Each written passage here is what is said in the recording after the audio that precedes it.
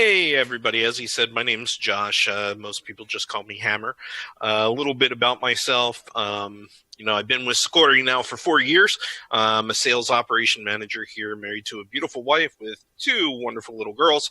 I love games, any kind of game, board games, video games. I even look at security kind of like a puzzle or a game.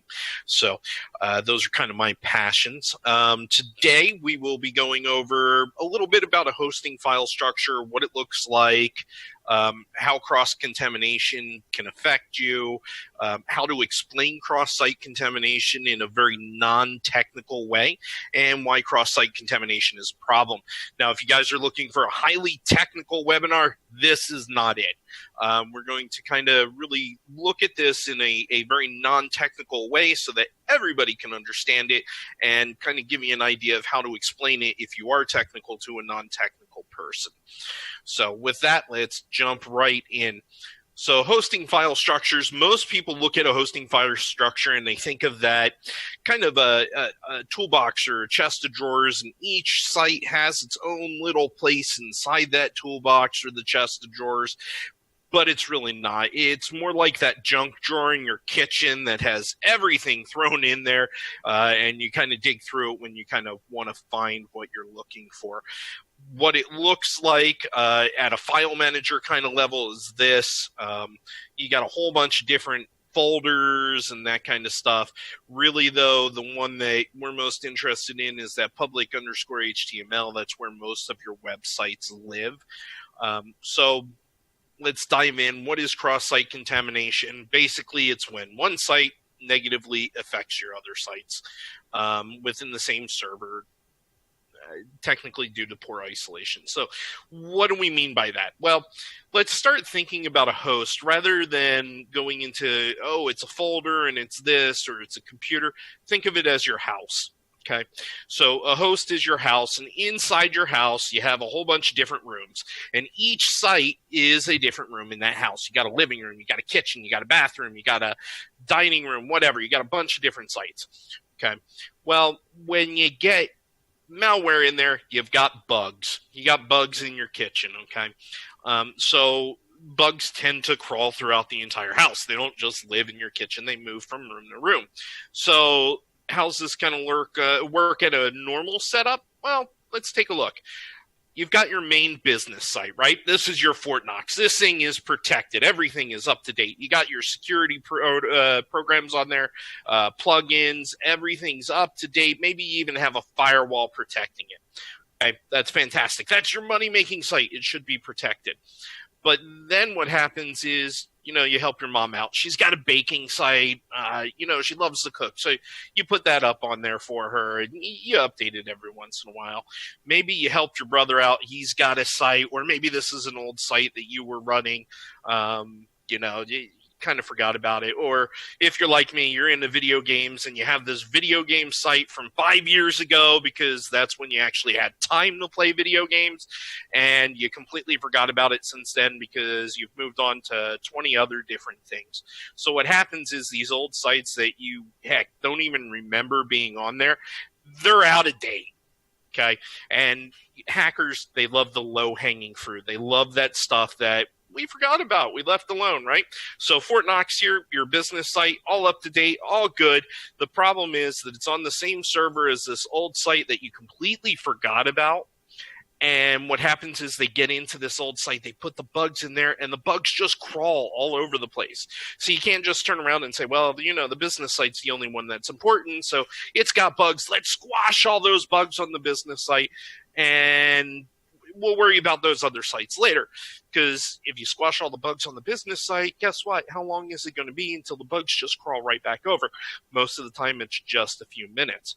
So what do we do about this? Well, it's kind of an issue on the hosting side because, hosting sites make it really easy because, $5 a month, you have as many sites as you want. The problem is it's really bad for security. What you really should do is isolate each one under its own virtual machine or its own hosting.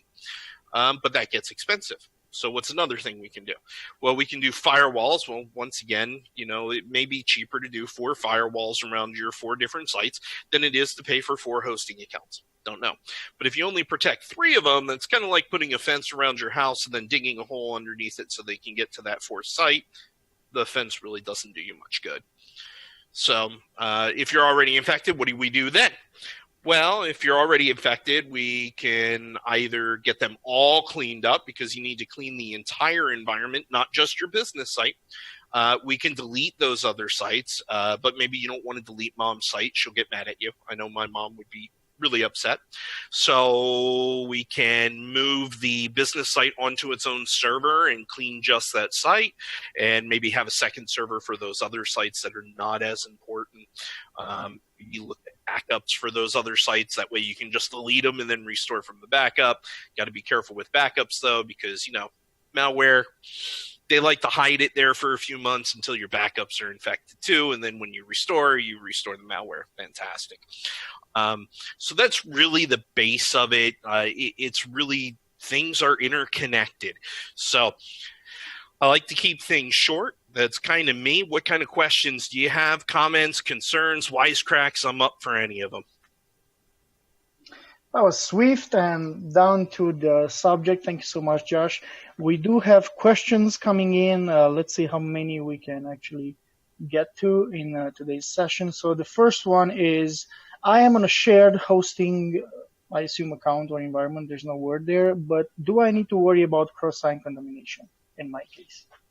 Okay, so my answer is going to be it depends. So 9 times out of 10, hosting companies are fantastic at protecting each individual shared hosting account, and cross-site contamination is mainly within your own hosting environment. With shared hosting, it's the same. They're really good at putting other accounts into their own buckets. That being said, if you're hosting with, let's say, mom and pop hosting at giggity.com, I should register that. Nobody else take that.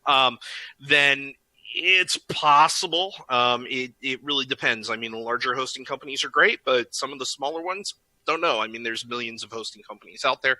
It really depends on how they set up their hosting structure. Awesome. Another question here that's kind of similar to this one, but it treats a different level, meaning we have this one from Ernie coming in saying, your example assumes that all these sites are owned by the same owner. What if they have different owners, all just customers of the same web host? Once again, it depends. I mean, the host, like I said, on shared hosting, yeah, it could be. But I don't know. If you've gone out to a developer and the developer developed it for you and they developed 300 different sites, if they're using shared hosting and it's all under one hosting account, well, yeah, cross-site contamination can be an issue because it's all under one file structure. So it's hard to say without looking at your individual hosting environment whether or not, yes, that's going to be a cross-site contamination issue. But once again, hosts normally are really good at separating your site from another person's site, and that cross-site contamination doesn't come across. But if it's a smaller host, there could be issues. Yeah, another one here asking, can backups contaminate my other files? Absolutely. If they're on the same server, I mean, that's why we really recommend isolated or off-server backups. That way they're completely separate from your server.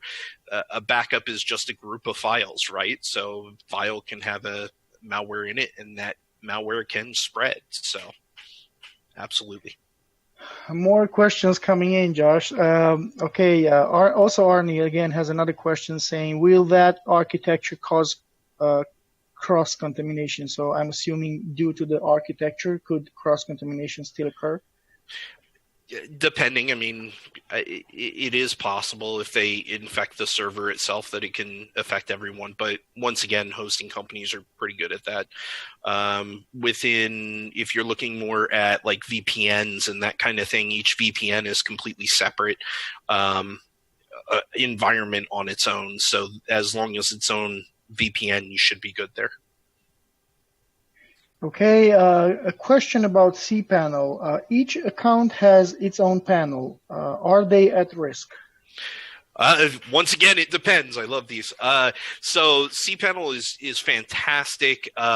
It's a way to basically limit what a customer can see into a certain area.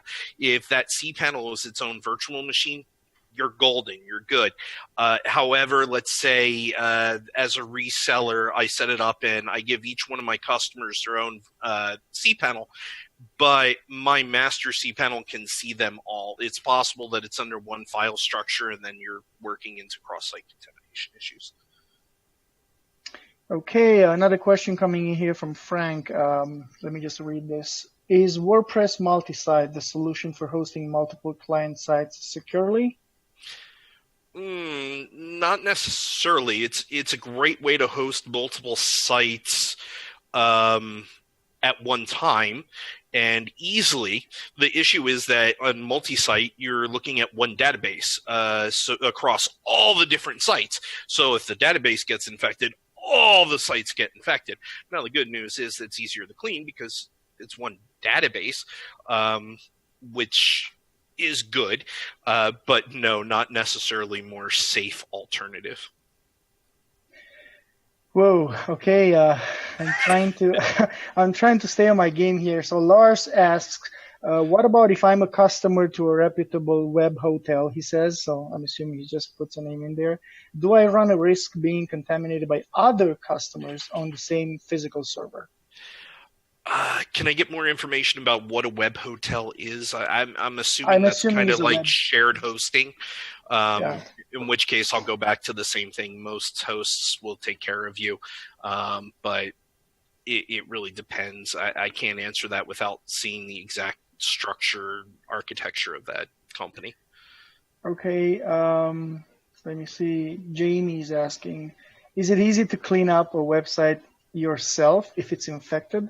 Are there any general rules to follow? I think we can even share some of our guides in here, right? Yeah, absolutely. There are tons of guides that we have. We even, if you go to YouTube and look up Sucuri security in YouTube, we even have videos on how to clean your sites. The issue is that you need to make sure you clean the site completely and not just attacking the symptoms of the hack, because a lot of times you see these files that are redirecting you. You clean up those redirects. Well, you leave a backdoor in there and they just get re-added like that. It's also important that you clean all the sites in the environment in the same time. Otherwise, the sites, if you're cleaning site A and then after you're done with site A, you go to site B and you start cleaning that, well, site B can reinfect site A while you're cleaning site B. So if you can't isolate the individual sites, you need to clean them all at the same time. Oh my God. Okay. Tom is asking, if the host has separate login accounts for each of the sites that they host, how does cross-contamination occur? That's a big one. I don't know if you want to jump to this one. Well, that's going to go back to kind of what I was talking about with cPanel. cPanel allows you to have different login for each site. However, depending on how the architecture is set up, it's possible that there's a master login that they can look at all the sites together. So once again, it depends on how the host is set up. There's no real easy answer for that.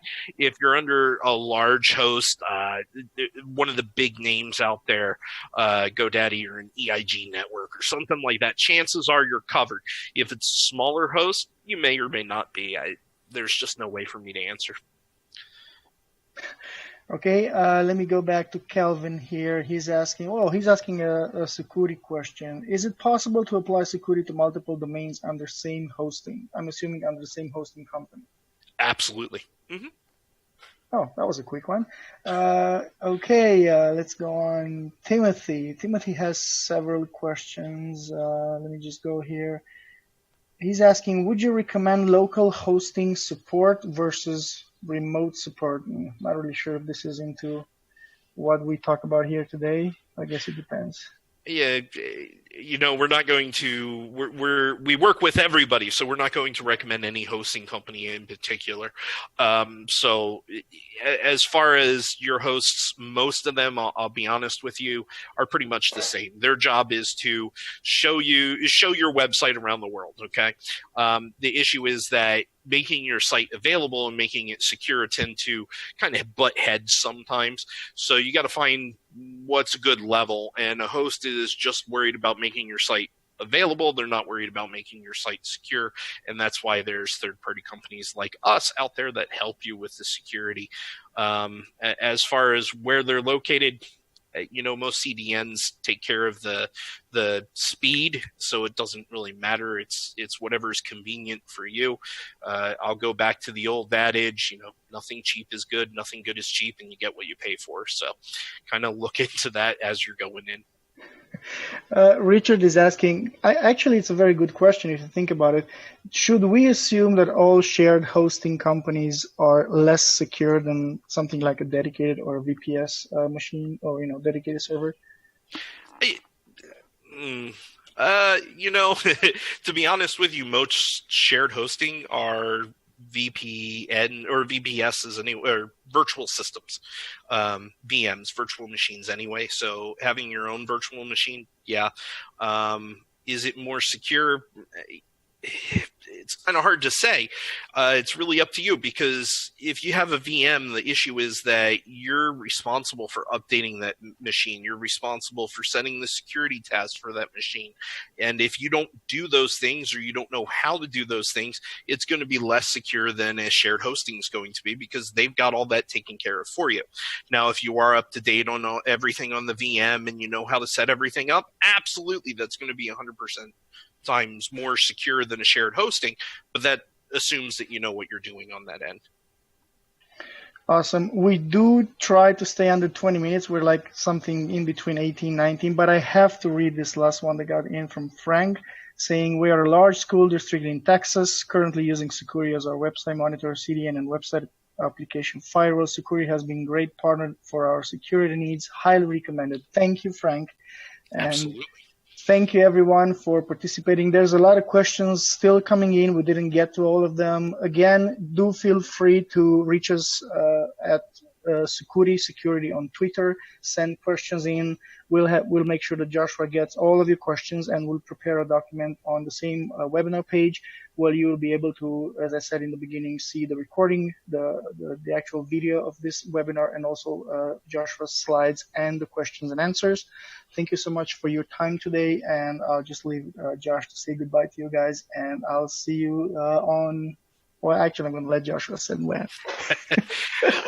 All right, guys. Well, thank you for joining me today. If you have any questions that we didn't get to, like Val said, we'll be following up. You can also reach me at joshua@sucuri.net. If I don't get back to you myself, I'll have one of my reps respond to you, but we're always available to answer questions. I'll be dropping another knowledge hammer on you. Sorry, had to. Everybody here is telling me to. On the 31st, we're going to be going over another webinar that's quick and clean about changes that are being made to Chrome, which has the largest market share of web browsers, and those changes can affect your website. So make sure you take a look out in the emails and look for that webinar so you can sign up, and I'll talk to you guys then on the 31st. Have a fantastic day, everybody.